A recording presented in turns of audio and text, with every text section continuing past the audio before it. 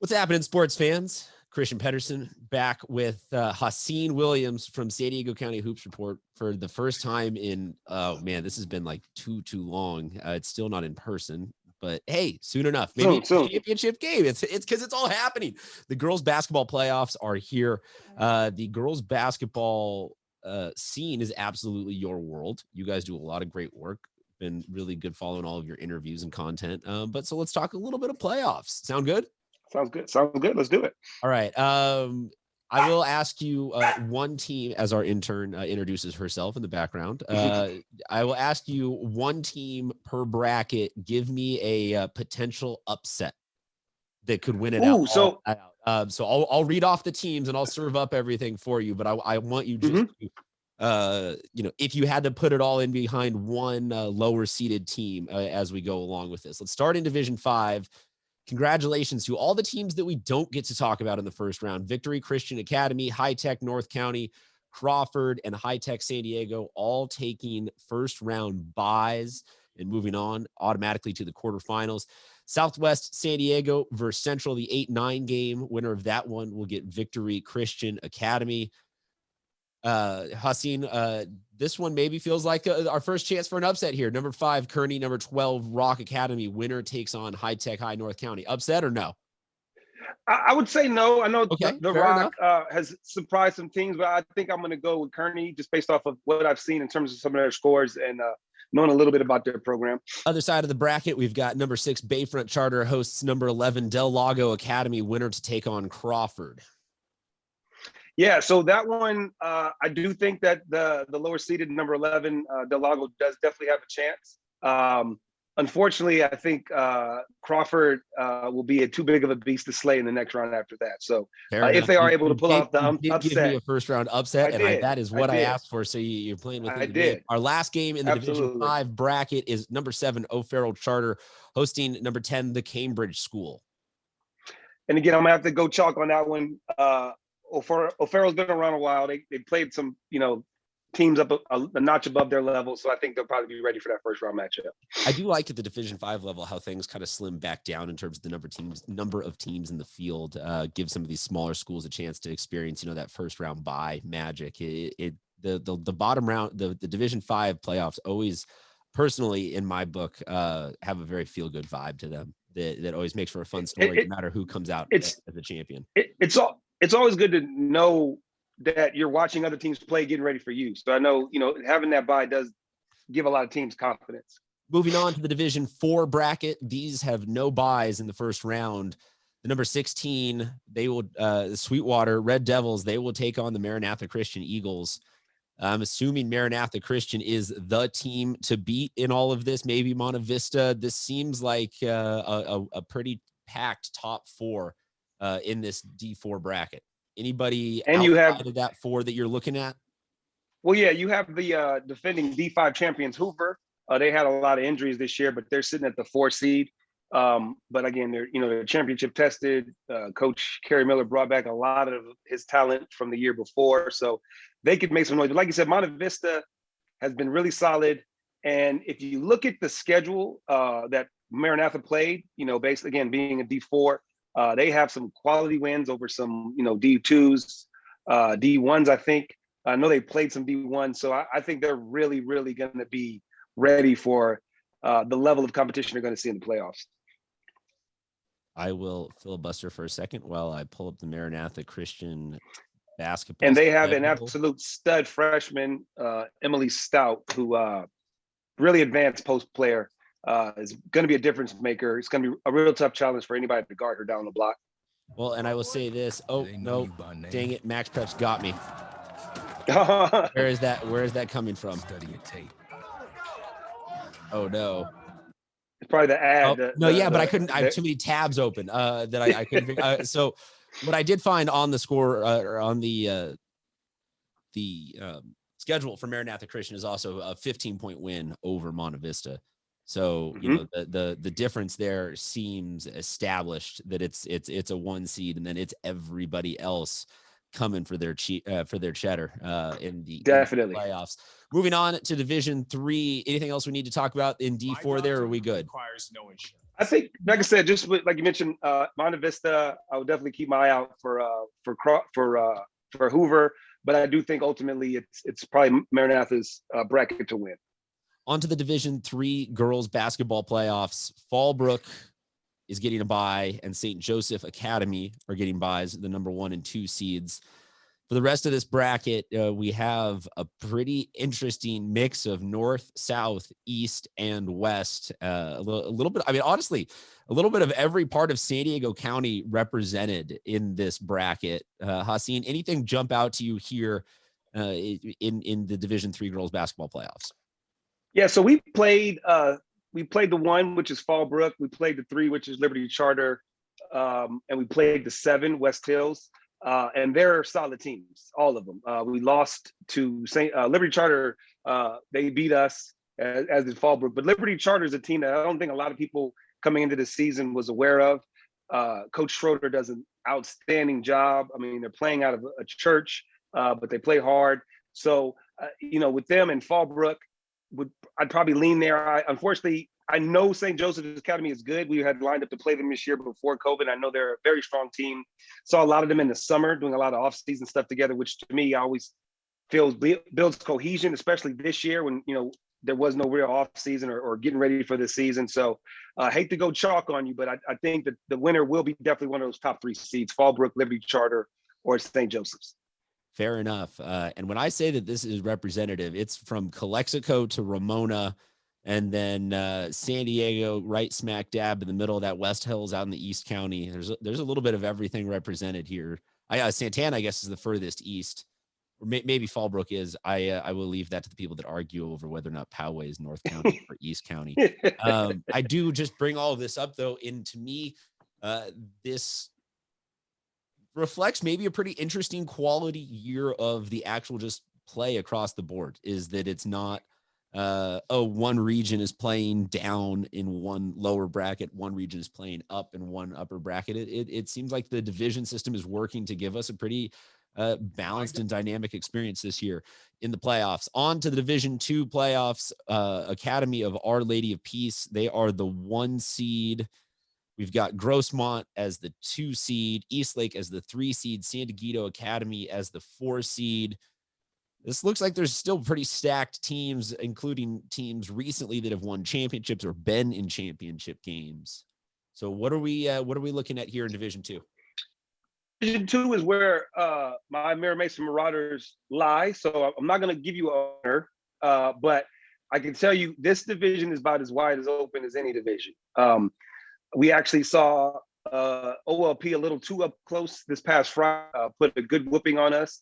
What I've noticed a lot of with COVID is a lot of that bring back a lot of returning players or have that cohesion with their incoming players having been, part of feeder programs. I think that cohesion has been something that's benefited teams. Like you kind of saw in the NBA with the bubble, those teams that kind of already had that cohesion are able to adjust to kind of the chaos that this season has been. But to your point, this team has last year's Division II champion, the returning champion from Division II is in it, Lincoln.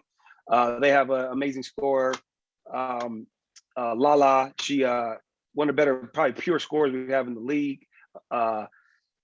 OLP got a really talented freshman in, I'm drawing blank on last name, but the first name is Jillian. They also have Chloe James, who's solid, very solid player, probably be in the mix for one of the top players in our league. And then Eastlake is a team that started off really hot, played some really good teams. They had, again, another program that has that championship pedigree. Spent a lot of time in the open division in the beginning of the open division. So they have some talent. And then Grossmont, they're always really good. They've had a lot of impressive wins this season. They got a good mix of size, a good guard play, and then they play really tough defense. So again, even if I wasn't trying to be political, because this is the division I'm in, this will be a division where honestly 1 through 16. Seriously, You're very polite for even jumping into the debate. Most of these absolutely these types of people, like I'm going to back out entirely on this one. But it to me is interesting that just as we're talking about the last county or the last division 3 being, county-wide representative. This is, as you said, kind of division-wide representative, lower division teams that have been fighting their way up, that are definitely on that trend that you mentioned upwards, and a couple of teams that, like Eastlake, used to be at that peak, and they are looking to rebound their way up there. So, it also anytime OLP is in it, it's always an interesting aspect, I think, because you wind up potentially getting the Saints kids to come to events, and stuff gets like a different kind of atmosphere. So you sometimes, you root for maybe like at least a semifinal game, just out of the selfishness of like, that's going to be kind of dope if the Saints kids roll deep and we have a packed house somewhere. Because and that gym has that vibe, that old school vibe, the small, petite, Indiana the crowd is Barnstone. right on top. Absolutely, like old school Indiana high school basketball. So no, I definitely get, like I said, we were a little too up and close and personal with them just a couple of days ago. So I might still have a little PTSD from that one. I should also connote that is what the two of us think, via Disney's retelling of Indiana high school basketball. They most likely all have like fantastic gyms because they all love basketball so much. Yeah, and facilities aren't an issue. Yeah, we all have a very outdated view of what Indiana high school basketball is. All right, Division 1, moving on. San Marcos is the number 1 seed. They are moving on.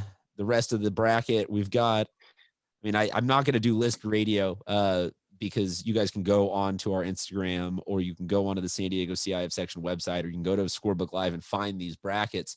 But I will just say we've got 15 teams that deserve a ton of respect here. This is any D1 and open field in San Diego ends up being loaded with a bunch of teams that you're like, yeah, you know what? Hypothetically, on their best day, they could win that. But San Marcos as the 1 seed, with Westview as the 2 seed, still to me seems like those are teams that are on that open bubble. So you gotta think that they are the ones. It's their tournament to lose as opposed to other tournaments teams to win. Yes, no. Definitely, they were.